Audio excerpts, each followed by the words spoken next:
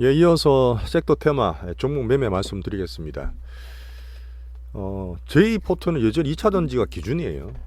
가장 기준되는 코스피, 코스닥 종목 2차 전지를 가지고 있고, 약간 이제 그룹마다 성격은 달라서 특정 종목이 있을 수도 있지만 제 전체 시황을 이해 좀 해주시고 같이 봐주시면 됩니다. 그래서 2차 전지는 계속 에코프로, 양극재를 기준으로 제가 말씀드리고, 주중에 제가 말씀드렸던 거 보시면 잘 이해하실 분 계실 거예요. 제가 어떤 내용도 보면 차트로 우리가 매매해야 되는 차트에서 기술적인 패턴을 말씀드리잖아요. 에코프로 기준으로 말씀드리는데, 자, 지금 어쨌든 급등하다가 막 이렇게 등락이 있었지만 결국 얘들이 박스였죠. 이제 5월 달엔 장난도 많이 치고 있지만 어쨌든 박스고, 이 박스권, 이 큰 박스권에서 반등 횡보 조정이죠. 반등 횡보 조정, 그리고 다시 한번 신고가를 시도하고 있습니다. 그리고 짧게 봤을 때는 또 오른 후에 안 빠지죠. 이번 주 이런 흐름들은 강하게 보시는 거예요. 계속 말씀드렸던 강한 종목, 시장 대비 강한 종목, 이게 지금 제가 수급 매집주, 뭐 제가 특징주 말씀드리는 가장 기본입니다. 그 2차 전지를 제가 좋기 때문에 2차 전지 내가 좋게 판단하기 때문에 그렇게 말씀드린 게 다가 아니에요. 내용도 물론 보고 성적이나 어닝, 실적, 정책 다 보지만 시장 내에서 그렇게 보이는 겁니다. 이런 흐름이 없으면 무조건 된다, 좋다 이렇게 말할 수는 없죠. 실제 우리가 놀아야 되고 매매해야 되는 판에서 그렇게 보이니까. 자, 그런 면에서 지금 에코프로 양극재 기준을 계속 말씀드리는 거예요. 물론 에코프로 자체가 양극재는 아닙니다. 얘는 지주회사이기 때문에 이것저것 다 들어가 있죠. 어쨌든 에코프로 BM이 양극재인데 볼까요?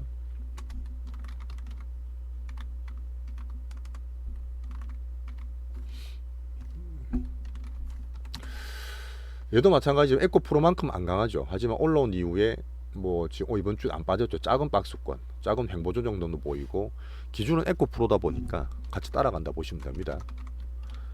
그래서 지금 투자를 할 때 제가 맨날 단타를 치는 게 아니잖아요. 기본적으로 바벨 전략, 그래서 전체로 홀딩하는 것도 갖고 있고, 나머지 종목 가지고 사실은 단타할 만한 종목을 계속 말씀드리면서 제가 보는 기준, 매매하는 방법을 계속 공유시켜 드리고 있는 겁니다. 그래서 아마 이걸 좀 따라오고 좀 봐주신 분들은 내가 말씀드린 부분에 대한 이해라든지, 왜 이걸 들고 있어야 되고, 이 시장이 지지부진한데도 왜 이렇게 해야 되는지에 대한 본인의 이해가 되세요. 본인이.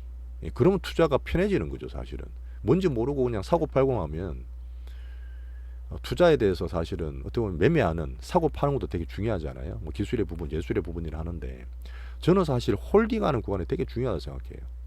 홀딩한다는 거는 올라서 홀딩하든, 얼마나 더 몰려 홀딩을 하든, 잠깐 빠지더라도 추세 괜찮으면 기다리든, 이 홀딩할 때 본인이 납득하지 못하고 논리가 없으면 투자가 너무 힘들어지거든. 마음이 너무 힘들어지거든요. 자, 그래서 그런 면에서 꾸준히 제 스토리를 좀 봐주시고 기술적 부분도 봐주시면 좋을 것 같습니다. 자, 이번 주에 사실은 좀 종목들을 약한 거 LNF를 조금 줄이고, 이렇게 해서 제가 코스모 신소재나 에코프로 사드렸었어요. 코스모 신소재 한 번 더 말씀드릴게요. 밸류는 정말 비쌉니다. 한 번 더 말씀드려요. 가치 투자, 밸류 보시는 분은 투자 못 하세요. 제가 작년부터 많았고 전략주로 했던 종목들 특징 다 보시면 밸류나 가치주에 전혀 부합되지 않습니다. 우리나라 모멘텀 코스피 시장, 코스닥 시장에서 수급 매집주, 정말 몇 배 가고 10배가 날 수 있는 대성만 하는 거예요. 큰 애들, 큰 수급들, 시장 스토리와 수급이나 나름 밸류까지는 아니지만 어닝이 나오는 애들, 적자는 웬만한 제가 빼죠.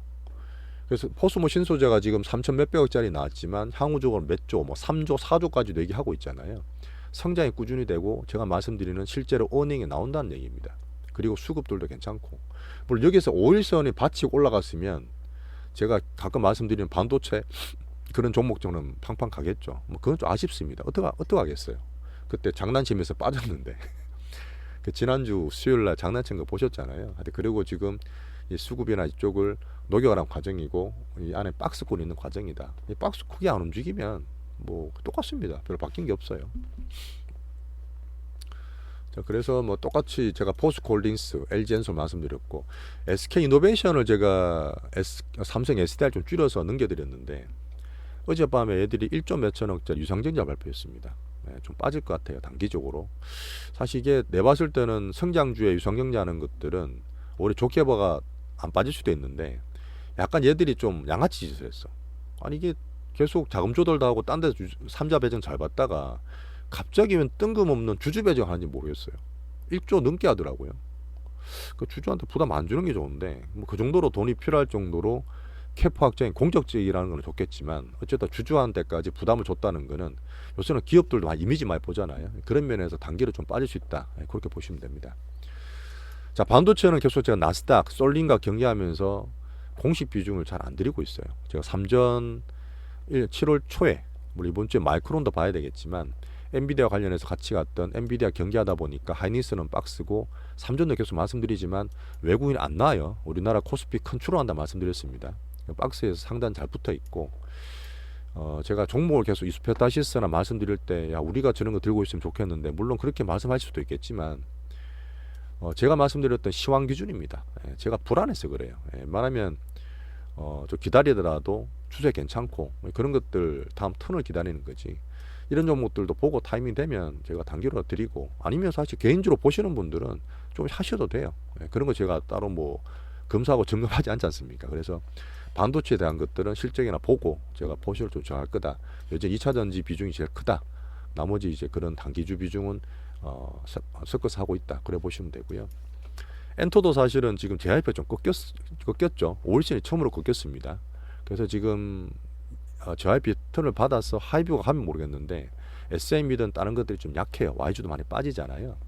엔터가 사실 우리나라에 아주 큰 건 아니지만 나름 이제 분위기를 만들었던 섹터인데 JYP 21선 지지를 보면서 다음 주는 좀 봐야 될 것 같습니다. 뭐 저는 뭐 괜찮아 보여요 아직까지는.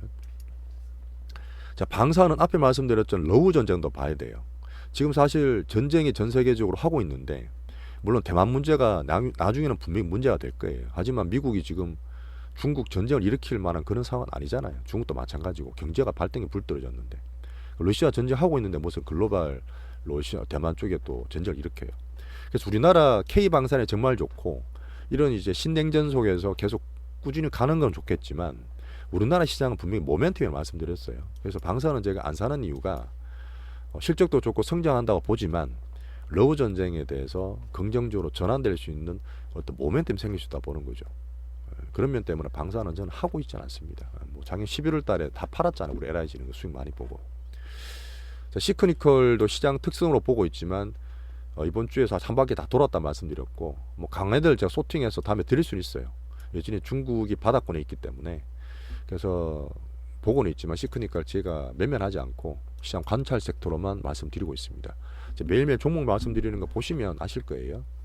자, 그리고 이제 제가 매주 시황 말고 이제 2주 됐나? 그 수급 매집주, 특징주, 주도주를 계속 말씀을 드립니다.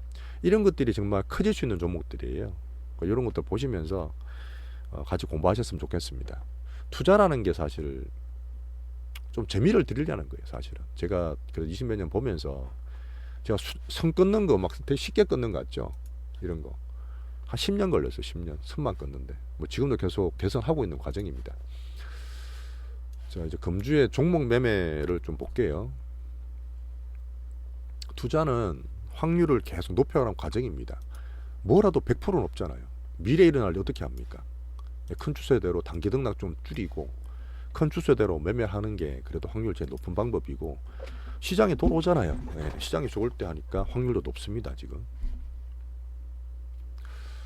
금주는 제가 LNF를 조금 줄였다 말씀드렸죠. 그냥 단기로 봤을 때 이게 놔두면 괜찮아요. 분명히 밸류도 좋고 제일 싸고 근데 기간도 추천이 많이 나와서 좀 무겁다는 말씀을 좀 드렸고 실제로 LNF가 에코프로나 뭐 포스코 퓨처임이나 그 다음에 이제 코스모 신소재 같은 다른 것보다 좀 약하다 보니까 이번에 조금 줄여서 코스모 신소재 20만 21만원 사이 그 다음에 이제 에코프로 쪽으로 조금 비중을 넘겨드린 게 있습니다.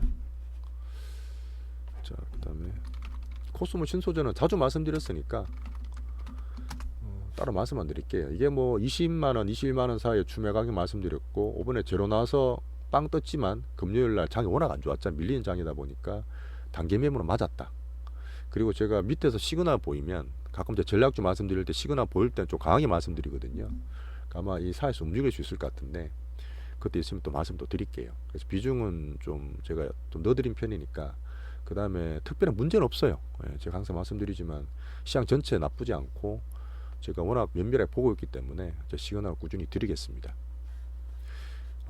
자, 2, 3년 전에 한번 그때 말씀 비중 되게 크게 드렸다가 2020년도에 장이 되게 좋았을 텐데 바이오 관리 임상을 기다려 했는데 그게 주말 지나서 바이오 임상이 실패했어요.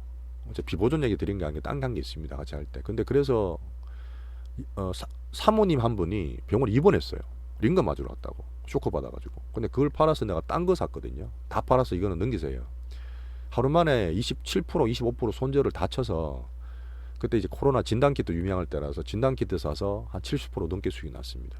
그랬던 적이 있는데 그 개인분들이 그렇게 크게 싣고 뭐 크게 싣게 하기 전까지는 뭐 저희는 신뢰가 좀 있었겠지만 돈이 몇천 몇억이 왔다 갔다 하니까 충격을 좀 받으셨던 것 같아요. 그래서 저도 사실은 매매를 드리고 제가 사고 팔고 말씀을 드릴 때도 비중이 커지면 저도 사실 부담이 돼요. 제가 부담이 되는 건 아니고 이 따라 하실 분들의 심리 상태가 사실 부담이 되는 거예요.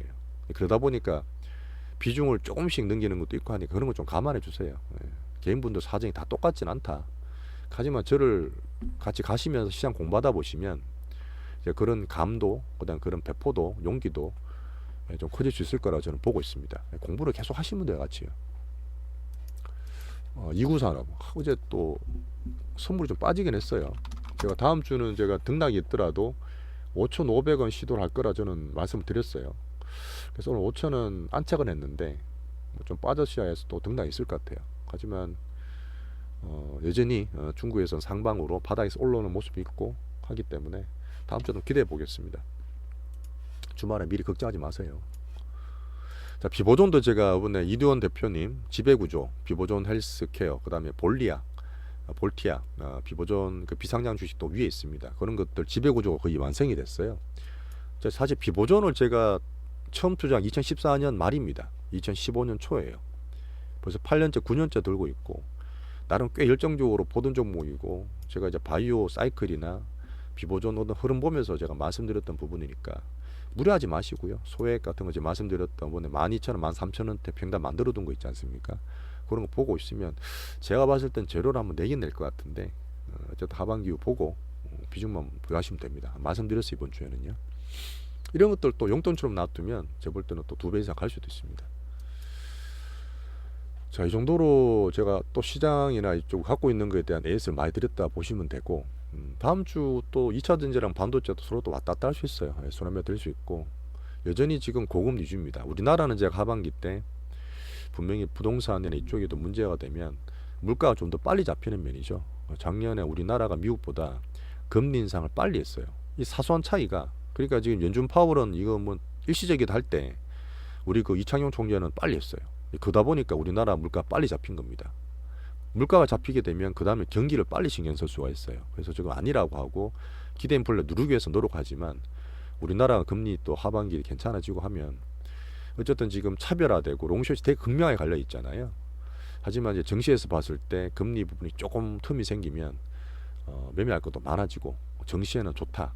2009년, 2010년에도 그랬습니다. 지금만 말씀드리는 게 아니라 우리나라 이머징 한국 시장 특징이 미국 고금 위주 된다 하더라도 흐름이 또 괜찮아질 수 있다. 저는 그렇게 봅니다.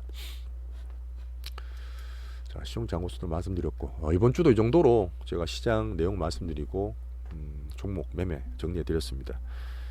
전체적인 느낌을 좀 받는 게 중요하실 것 같아요. 제가 이제 매일매일 세심하게도 종목을 드리기 때문에 한 10분 정도로 줄이거든요. 제가 매일 드리는 거는 그런 거 시한하실 때 한번 틀어두고 이렇게 보시면 내가 갖고 있는 거 시장이 이렇게 돌아가는구나.